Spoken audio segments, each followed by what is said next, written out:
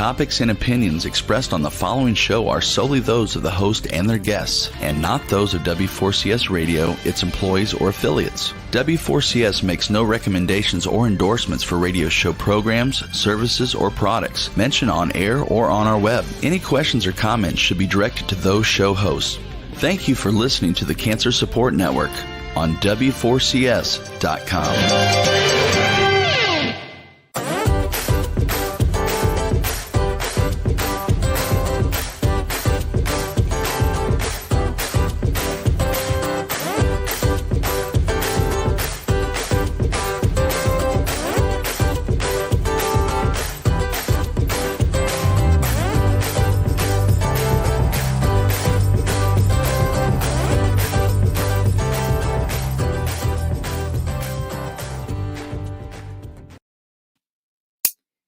Everyone, it's Arthi with Light Up Your Life, and I'm so happy to be with you all here again.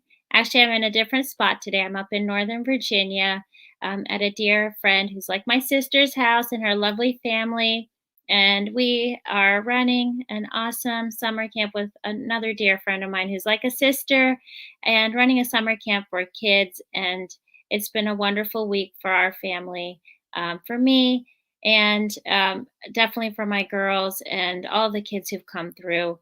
We do a lot of activities in yoga and mindfulness, and we've had such great discussions with these kids, and they've inspired me so much to do a lot of soul searching and looking within, and also how to present some really good content to our adults as well. So when really excited to kind of go further into our journeys and our podcast together, to really look at different topics that have come up in this week for me and the children that we serve, to really examine.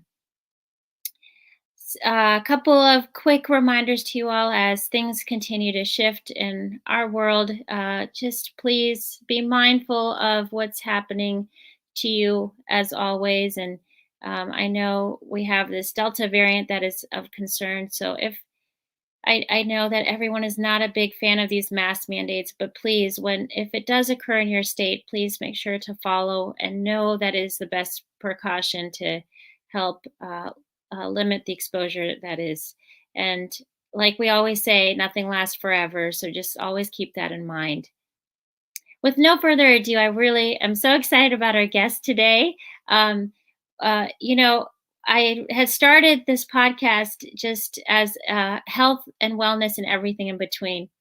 And, in a way, everybody criticizes American food, but at the same time, American food has so many great qualities and has such great history. And so what makes this such an exciting conversation is David Page is our guest, and he is so passionate about American food, the science behind it, the history behind it, that he actually is the executive producer and has been the executive producer formerly for Diners, Dives, and Drive-Ins. And if I said that wrong, y'all, I'm so sorry. I always get it wrong. But, it's the show with Guy Fieri, and everybody knows it on Food Network. But he is the brains and beauty behind this awesome beast. And I can tell you, I have loved watching that show for so many years. I thought it was really great writing and really great delivery and really great bringing in different parts of our American culture and different states, as well as different restaurants and locations and everything. But David doesn't just stop his work just in here when it comes to food passion. He has traveled all over the world. He has also been a news journalist, and I can't wait to hear his exciting journey of where life has taken him and how his passion has taken him for really exposing people to different parts of food, culture, and global wealth of how we are all interconnected. So with no further ado, welcome, David. Thanks for having me. It's great to be here. Thank you. And by the way, I'm glad you included the beauty part. Yes. Yeah, it's good. Totally. David, I'm really excited about this conversation because I myself give American food a bad rep sometimes, right? Because I'm on this health kick, but there is so much greatness to history, and I'm really excited. And I didn't even share with our listeners about your book, but we'll get into all of that. Your book that has just recently come out about, Food Americana. And my copy's in the mail, I think. Oh, absolutely. Absolutely. I took extra time in signing it. Look, American food is so often misunderstood to be nothing more than fast food. And that's simply not true. It's an element of it, something that, pardon me, that we created, but so is shrimp and grits. So are so many other forms of food that are delightful that are part of our cuisine. You don't have to eat unhealthily to eat American by any means. What we did, though, interestingly enough, is we created a cuisine out of bits and pieces of other countries and other cultures. And to me, as I explain in the book, that's the fascinating part of what we did. Immigration is a politically a horrendous situation at the moment. But the fact of the matter is we've always been a country built up of immigrants and immigration. And everything we eat, virtually everything we eat, started someplace else. It started with an immigrant culture that brought it here. That which did not physically come here with somebody was of another culture here, i.e. Oysters and lobster. Lobster especially was not something that existed in Europe, and it was the indigenous Native American culture here that is what made lobster part of an American cuisine. It was literally Native Americans teaching settlers who were on the edge of starving that you can eat these things, and here's how you cook them. You wrap them in seaweed, and then you put them on top of coals in a pit. And while that is not the prevalent manner of cooking lobster anymore, it is still with us as part of the traditional New England clam bake.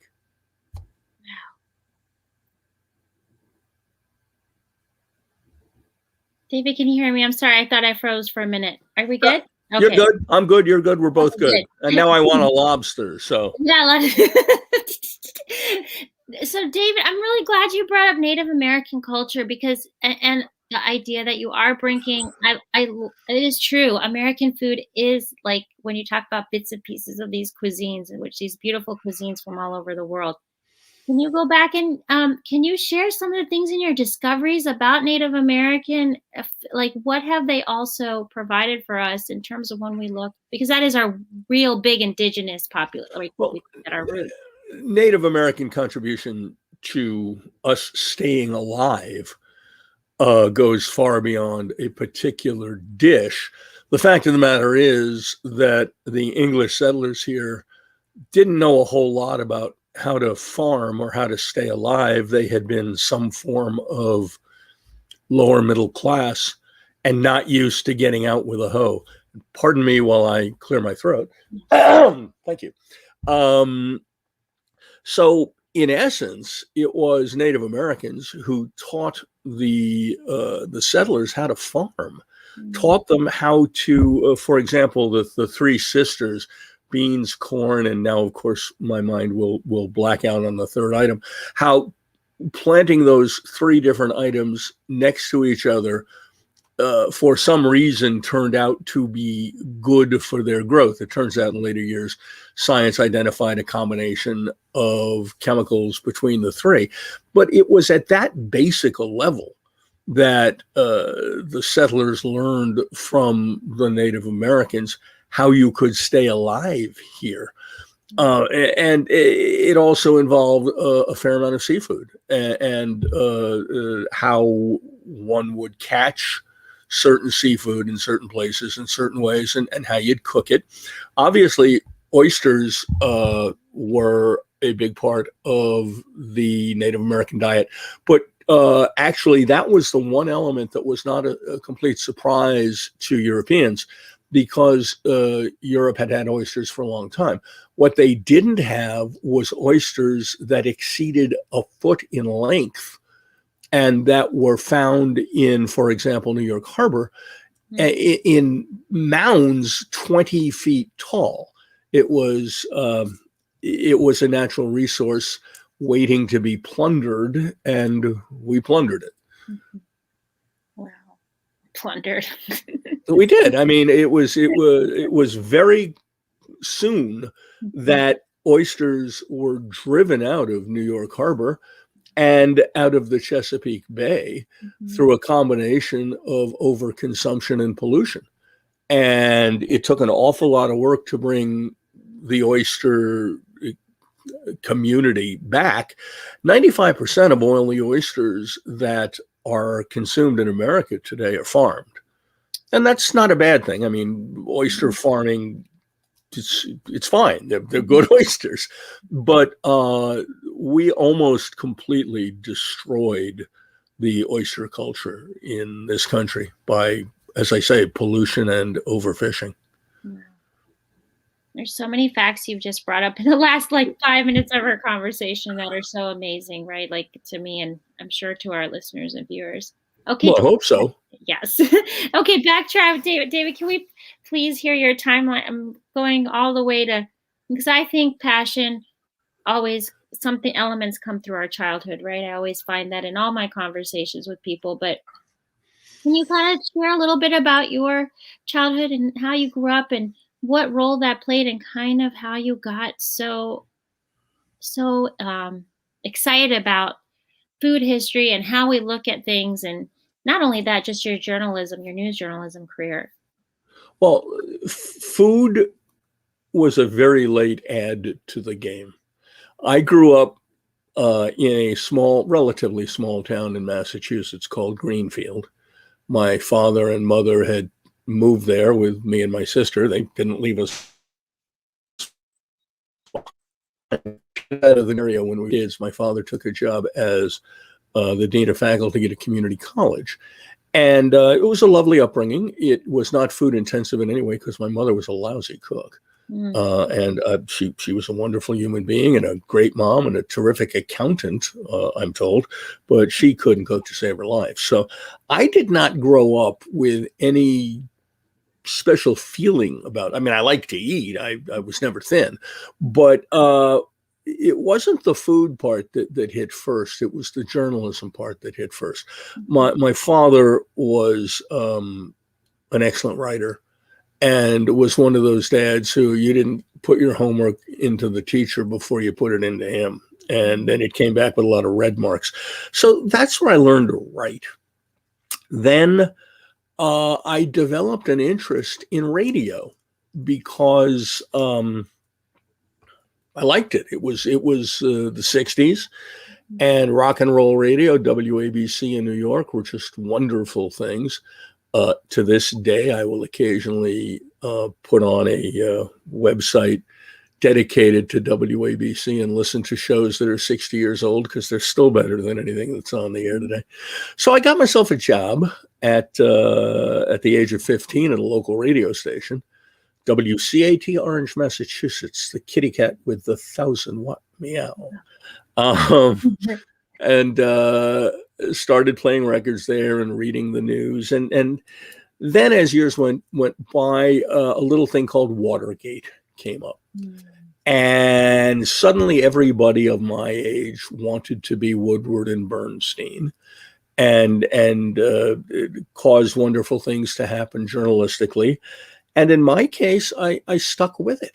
I followed my job desire around the country, even as I was supposedly going to colleges in various places.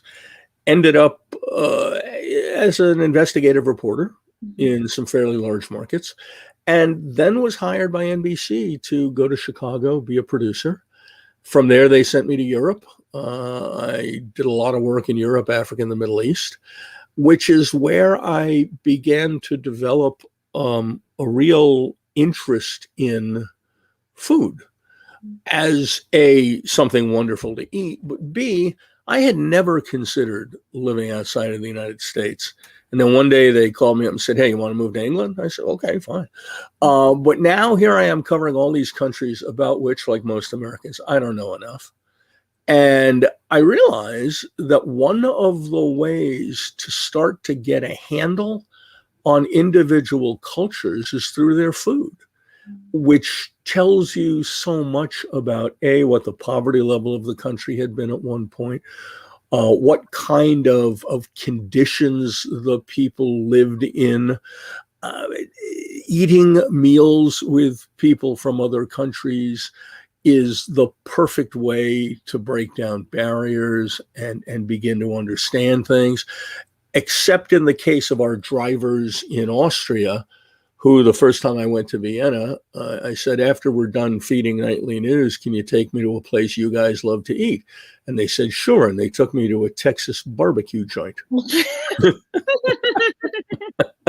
But be that as it may, nonetheless, I have memories of massive events in Europe that I can boil down to food memories.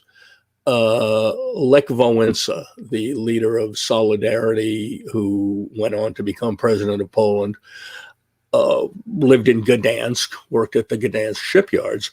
And the Gdansk airport is not much, or at least it wasn't at the time. I suspect times have changed. But at the foot of the runway, basically, though outside the airport, is the place you had to stop after interviewing Wałęsa and before flying to Warsaw, because this little tiny restaurant made duck in, my grandmother always had like a black and white speckled pot. Well, they would serve the duck in that black and white speckled pot. So to me, Lech Wałęsa is a damn good pot of duck. And I have various memories of that sort that I brought back with me. When I finally came back after the Berlin Wall opened up and America's interest in the rest of the world diminished, because I then realized that we had only been interested in the rest of the world as it relates to us in terms of, are we going to die in a nuclear holocaust? Once the possibility of a nuclear holocaust in the Fulda Gap in Germany went away, it turned out that New York didn't really have a whole lot of interest in stories about the next step in economic trade policy out of the European Union. Now, it was at that time that I was asked to come back to the States. I didn't jump up and down and say, there's no news here. But I went back to the States to start my next career as a show producer. And among I co-created the Weekend Today show on NBC. I was the senior investigative producer of 2020 at ABC. Also at ABC, I was the line producer. There were three of us. Every third week, the line producer, subject to the sign-off of the EP, ran the show. It was your show for a week. And it included, in this business, you're what you were last. I was an investigative reporter. No, I was a foreign reporter. Well, now I was a features reporter because I was, doing food segments with Emeril Lagasse. So I had developed an interest in food when I decided to move on from network news. And with a few bizarre job missteps, such as becoming the senior vice president of a home shopping channel, not something I would recommend, nonetheless interesting. I ended up opening a production company in Minnesota, of all places, because that's where the shopping channel had been. And that's where I accidentally fell into active food journalism, because opening a production company is a really fancy way of saying having no income. So after I opened my production company and got no clients, I called an old friend of mine, Al Roker, who had been on the Weekend Today show when I ran it. And I said, and Al had a production company on the side. I said, hey, Al, I'm starving. He said, well, I'm doing a fair amount of stuff for the Food Network. You want to do some of that? So I said, sure. And that's how I became a food journalist. And it's a delightful thing to be. I mean, obviously the high point television wise was when I pitched and got Diners, which in and of itself was an accident. I was on the phone trying to pitch some programming to the Food Network, and no, that's all she was saying. And she finally said to me after, I don't know how many phone calls, she said, "Do you have anything about Diners?" And I said, "Oh, yeah, I've been developing the show called Diners, Drive-Ins, and Dives." And she said, "That sounds interesting. Have it on my desk Monday. Have a write-up. We have a meeting Tuesday." And that was terrific, except I had not been developing a show called Diners, Drive-Ins, and Dives. I had just made that up, pulled it out of thin air or someplace else. This was late on a Thursday or Friday. I spent the weekend making phone calls. Remember phone calls? People had a thing called a phone. They actually called people. I called a bunch of folks and I wrote up a pitch, and they picked up a 1-hour special, which eventually turned into the series, which now I have made another step in career change by writing Food Americana, which being a book gives me a lot more room to talk about things of interest broader than what you can tell in a TV segment. And so, yeah, now I'm a food journalist. So awesome. I just saw a comment about interesting story, and I'm just like, it is so fascinating, your history, David. Like, I think everybody has fascinating stories, right? But I've been lucky. I kind of stumbled into some things. Look, it all started. I was 15 and I had applied to all the local radio stations, and I was at home from school sick when the little radio station called and asked if I could come in for an interview. And I said, "Actually, I'm sick." And he said, "Well, I don't think the job will be here tomorrow."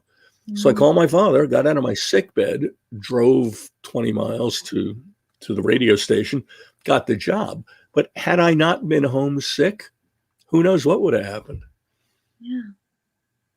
Well, I'm going to ask you this question. Do you believe in chance or happenstance, or what do you think when you think of your journey? Do you think there have been some accidents that happened? Do you think some of it was just destiny? Like, what's your take on your life story when you look at this?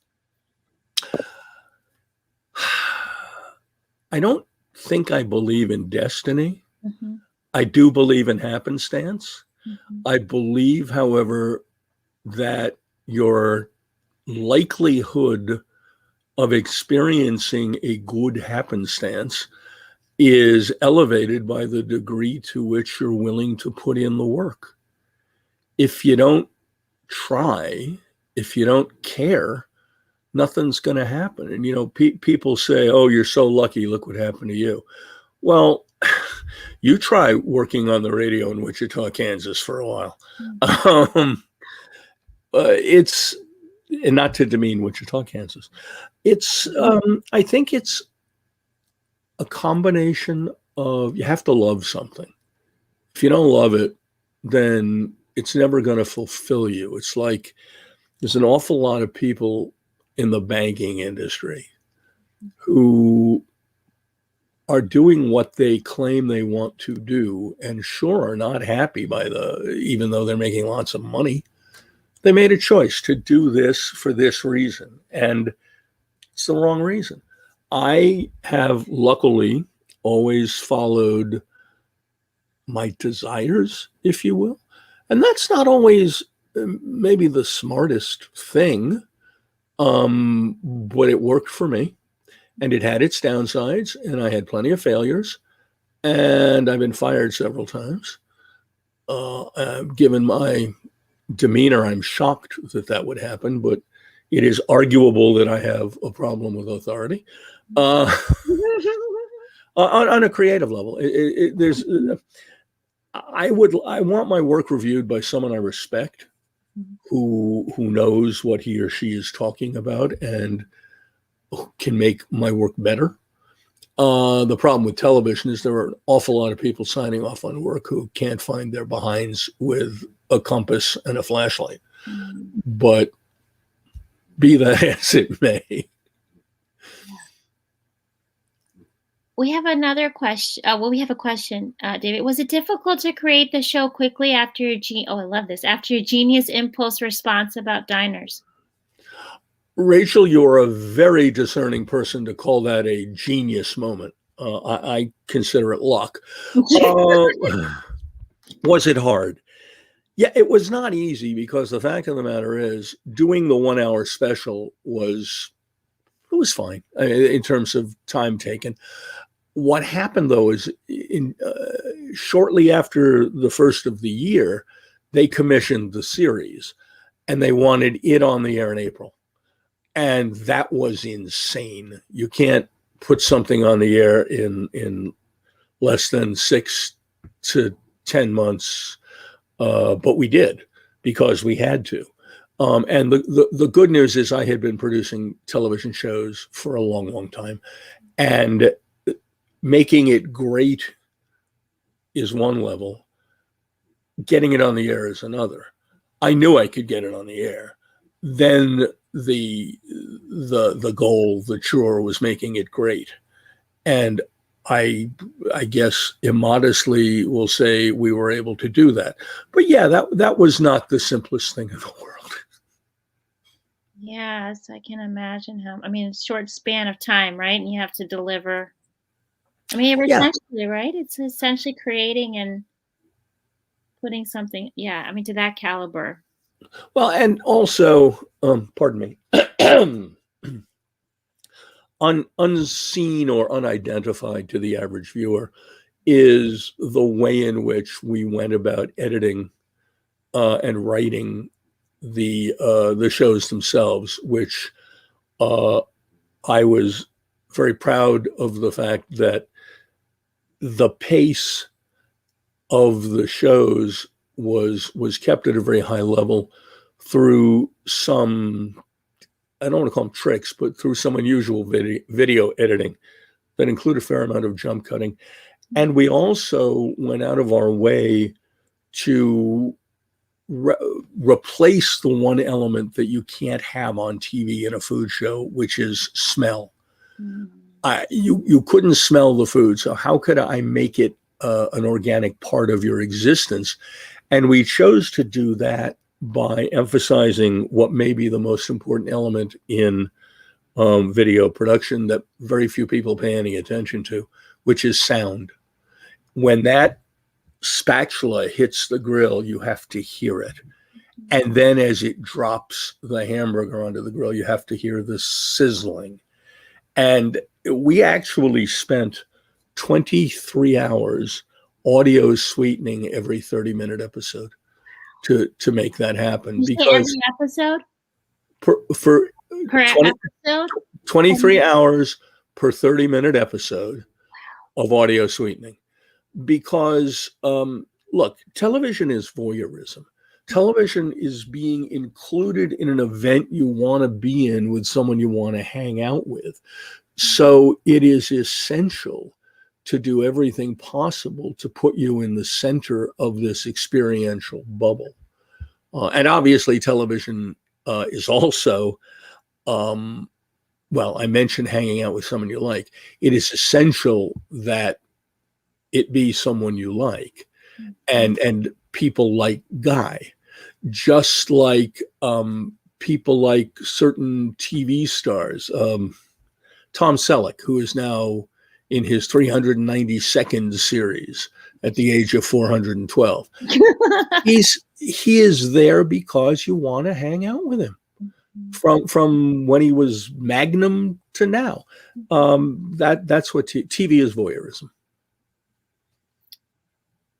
You know, I just was reflecting on a couple of things. Of course, you were talking about hard work, like you brought up hard work earlier. And then I was thinking about that's why I had to ask for clarification, the amount of time per episode you all were doing on sound. And then you brought up the sense of smell, which is like so strong for food, and I still remember those episodes, some of them, how you do are like the capturing of sound and smell at times when and how that was done. I just can't imagine this labor of love for you all as a team to put this together. It was fun. It was a tremendous amount of fun, and it was a tremendous amount of work. Mm-hmm. There's no way around it. But especially since we were doing 3 locations per show, that's a fair amount of work. Yeah, I can imagine. So, David, let's talk about life-work balance, work-life balance in your case. Yes. So, how did you how have you found grounding? Because you moved around so much. So, can you talk a little bit about your own? Yeah. Well, look, there's life before you're married and life after you're married, and those are 2 completely different things in a business like journalism. Pardon me. It's allergy season here. Yeah. I spent years tracking the biggest news stories in the world when I was with NBC News, but I was single. There was no work-life balance. My family was everybody else in the press corps who would show up on all the big stories, and we'd go out all day and try to kill each other and then drink together at night. And I know of people who are on the road covering news that way who are married, and I think they're insane. I don't think. The fact of the matter is, when you're doing that kind of work, it's number one. It wins. There can be nothing in its way, because it is a life built on 24-hour-a-day work and an incredible amount of fear. Because I would wake up every morning and say to myself, this is the day CBS kicks my ass. I ain't going to let it happen. So once I got back to the States, I ended up meeting and marrying my wife pretty soon thereafter. She was NBC's chief pre-broadcast First Amendment and content lawyer. And I actually met her because for some reason, and I don't know why, she herself had chosen to handle a small talk show that I was on called A Closer Look, which I assumed she would have had a younger, lower level associate handle. But anyway, she took it on, and we got married. And from that point forward, when you're show producing, you have standard hours. It's in some respects like being an insurance guy. I mean, we moved to New Jersey. She actually stopped working for a while. So it was like, some 1950s sitcom. I would drive through the Lincoln Tunnel and come home to New Jersey, and that was that. Now, in later years, doing diners, I was on the road for the first season of Diners, not the others. So yeah, that we both had to accept that this was a new thing we were starting. Now, basically, on the second floor of our house, there's 2 bedrooms. One is ours and one is my office. So I'm around as much as she wants. Which I don't know how much that should be. No, it's I'm in a pretty good work-life balance situation at this point. So, they say, and you did bring up in journalism, you have to be married to your work. I mean, yeah. And for you to say that out loud, I always believe that. I've heard some stories about it, but for some affirmation and confirmation, I realize. Yeah, it's a little different, for example, if you're working in some place like Washington, D.C., where it's got its own kind of social structure. But if you're out covering developing news like the Romanian Revolution, you can't stop to say, I hope this doesn't bother my wife. or husband, by the way. I don't mean that in any Right, sexist right, way. right. It's a choice you make. I would not make that choice married. Mhm, No way in hell. mhm. Yeah. So, David, out of all of your stories in your journalism career, like what is one that kind of really sticks out in your mind that you covered? Sticks out.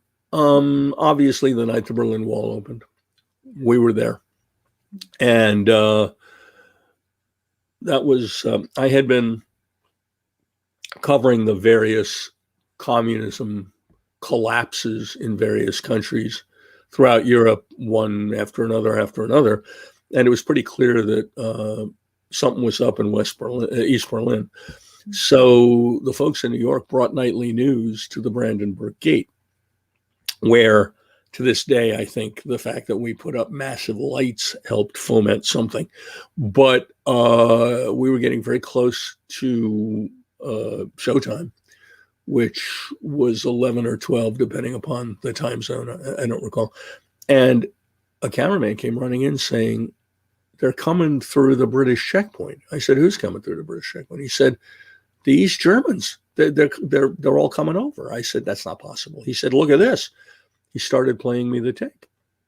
Fact of the matter was, earlier that day at a news conference, an East German official had said something about anyone can leave if they want to. Mm-hmm. And they started to, and it was absolutely astonishing. You know, I had been covering the two Berlins for a number of years, and to walk through Checkpoint Charlie at, 2 a.m. going in without the soldiers who used to, it was just like in the movies. I mean, they would take the super large dental mirror and put it under your car and open up the trunk, and none of that was happening.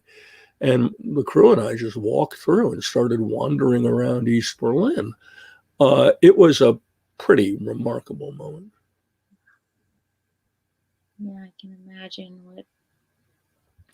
I remember I was just a kid when I remember watching that news footage, right? There's certain things that stick out to you in news coverage. Berlin Wall, the Challenger, some of those are my memories. Well, you know why all those Germans were dancing on top of the wall? Because I ran up to the wall with a ladder so that my crew could get up, and then they wrestled it away from me, and everybody in Germany started to go up.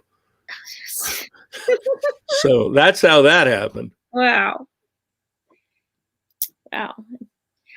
When you look at your life history, like, do you ever think, now that you're in a whole different chapter, do you kind of look, I mean, you also have shared that you've had your failures. Do you feel like they're not failures, but learning curves, or something that you realize now looking at it? I don't need to engage in that semantic dissembling. Mm-hmm. Failure's failure. Mm-hmm. And that's okay. What am I? I'm 66 now. Mm-hmm. There's a million things I could have done differently, but I'm happy where I ended up. So it's a good thing I did what I did. But yeah, failure's failure, and that's all right. David, thank you for acknowledging that, because we do talk with a lot of guests about, and we all are speaking the same love language about failure. It is what it is, right? It's a learning. Absolutely. Curve. And for you to talk about that, it's so encouraging. Okay, let's fast forward to this. And how did this whole book project, this Food Americana, how long have you had some desire behind it, or did you just decided it was time? Or just talk about with us your yeah. Every television producer has somewhere deep inside him or her the belief that he or she could write a book. Television writing is, first of all, doesn't get the credit it deserves, but is a very different kind of journalism than doing a book. Doing a book, you can literally sit down and start to tell a story. It was a dark and stormy night. Oedipus killed his father, whatever. And you can allow the words as they come out of your head to form the story. In TV, you can't do that. Effective TV hides its writing in the service simply of allowing sound and picture to tell as much of the story as possible. What you write takes you to sound and picture, hopefully without being overt about it, and then ties you to the next sound and picture. So it's a completely different type of writing. And all of us who've done TV have thought from time to time, boy, it would be a lot simpler just to write what I'm thinking. Mm-hmm. Mm-hmm. And I also have a history of career changing every few years. For most of the past half century, it's been in television, but it's from one job to another to another. And of late, I was growing tired of same old TV show production, and thought to myself, well, it's a good time to try a book. And I did. And naively, I didn't realize that I had chosen the most labor-intensive kind of book, in that I have a dozen chapters, each of which, if you think about it, could have been a book of its own. Barbecue, Mexican food, pizza. And the amount of research I needed to do each of those chapters was pretty close to what I would have needed for a book. Mm-hmm. So accidentally, I chose the most labor-intensive way to become an author. It took me in the research and writing 2 years, which was about a year more than I expected. But I'm thrilled with my new career, and in fact, the publisher has asked me to write another book. So I'm extremely pleased. Wonderful. Yeah, no, it's been a wonderful thing. You know, we were just named a finalist in the International Book Awards in U.S. history, up against. Congratulations, David. That's a big anything when you, Yeah, no,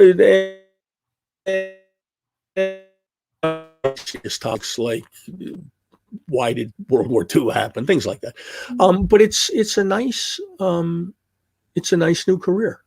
I'm enjoying it very much. I'm getting to do what you do, what I find most enjoyable as a journalist, which is learn new stuff from people who do cool stuff. I mean, Food Americana, in the chapter on, and I think this comes from my history as an investigative reporter, which is, why not ask? They can only say no. Mm-hmm. I got it in my head that the person to ask about lox and bagels was Mel Brooks. So I emailed his office and asked if he would like to talk about bagels and lox, and they said yes. So there I was on the phone with Mel Brooks, Mm-hmm. Who was very funny. He said, you know, it was expensive. Mm-hmm. When we were growing up, we could only have it on Sundays. But then when we made a little more money, we could have it on Tuesdays. So yeah, he's in that chapter. I also,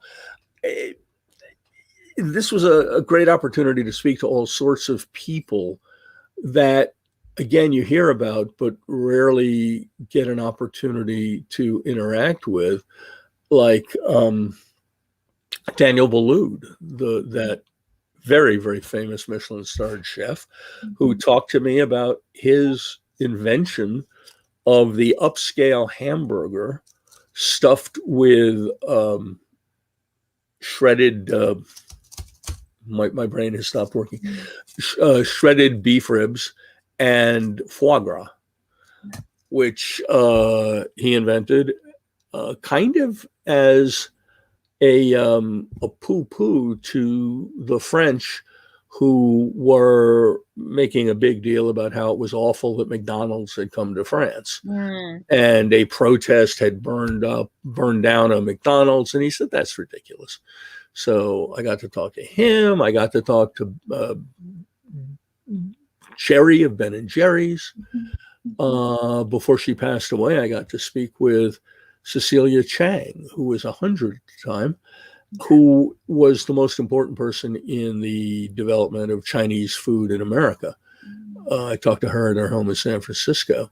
So this is a wonderful opportunity to meet people, to talk to people, to learn stuff. I got to go to pizza school.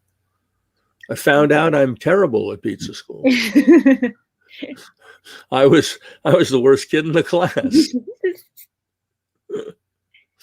Wow. So it sounds all like this idea behind how much you do love this experiential learning. And so for you to be able to write this book and truly experience it sounds amazing. Yeah, one thing people don't understand about real journalism is that to practice it well, you have to be innately curious. Mm-hmm. B, it's an incredible opportunity to simply say, here's something I want to know about. Tell me about it. Mm-hmm. And I've been lucky. I've been doing that now for more than 50 years. Mm-hmm. That's so amazing. David, we have 5 minutes left. So can you share a couple things? First is, where can everyone find the book? And also, what are some of your latest projects? I mean, I know you were talking about this book that's up and coming.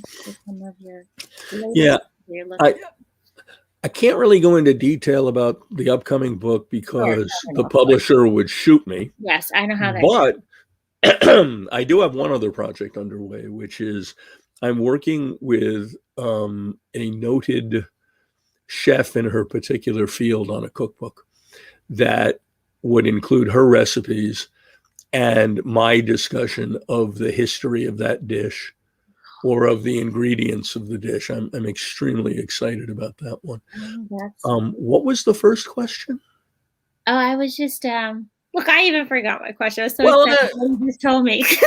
No, I'm looking. Oh, where can you find the book? Don't bother selling the book, Dave. Right. The book is called Food Americana. Mm-hmm. It's available at all the usual suspects. Amazon.com, BarnesandNoble.com, Target.com, Walmart.com. Awesome. Okay, everybody can really. Yeah, and if you're listening to us overseas, it's available at any number of international booksellers too. Wonderful. Yeah. David, how were you inspired with that title, Food Americana? When you were... Let me tell you the uncomfortable truth. I had a far less terrific title, which I will not mention. Mm-hmm. And the publisher came back to me and said, how about Food Americana? Oh, okay. Now, what's interesting is, in modern times like this, mm-hmm. that was a result of them doing focus group studies and metrics and that sort of thing. So seems to have worked. Oh, wow. Yeah. That's awesome. Okay, David, I have to go with my own personal story here. So, of course, I was a meat eater when I grew up. Then I became vegetarian, and now I'm vegan. Mm-hmm. Course, right? But so I'm on a Facebook group that's like, I don't know, I'm in so many different plant-based something. So somebody this week wrote about, wouldn't it be awesome if there was a show like Diners for plant-based? So I typed real quick. I was like, actually, this week I have so I'm going to ask him on air. Yeah. Do you ever consider, or has anyone considered the idea, because this is a huge food revolution that's happening in America too, as we approach this new area of whole food, plant-based, and I call it lifestyle, right? Not diet, but. Here's the sad truth about how shows end up on TV. These days, they're either hosted by a famous person to start with, or B, they are absolutely right down the middle of what America wants. Mm-hmm. So the possibility of getting a plant-based show on the air is, in my view, not particularly good, because you start with a much smaller audience than you start with for a show that could be anything. Mm-hmm. On the other hand, if someone convinced Amanda Cohen of the Dirt Candy restaurant in Manhattan to do a show, then you see a show on the air about plant-based food. because she's a terrific personality and beloved in that niche of the cooking world. So it could happen. It could happen. See, there could possibility. It could happen. David, thank you for the precious gift of your time. And I'm really excited about my copy of the book because I love history, and I love that you are incorporating history into food and also reminding us that American food is more than hamburgers and French fries. That is correct. It's a wide range. And Artie, thank you so much for having me on. It's been a real pleasure. David, so much. And we have someone who just said, thank you for sharing your amazing story. Well, thank you for listening to it. Thank you. Everyone, thank you for tuning into another episode of Light Up Your Life.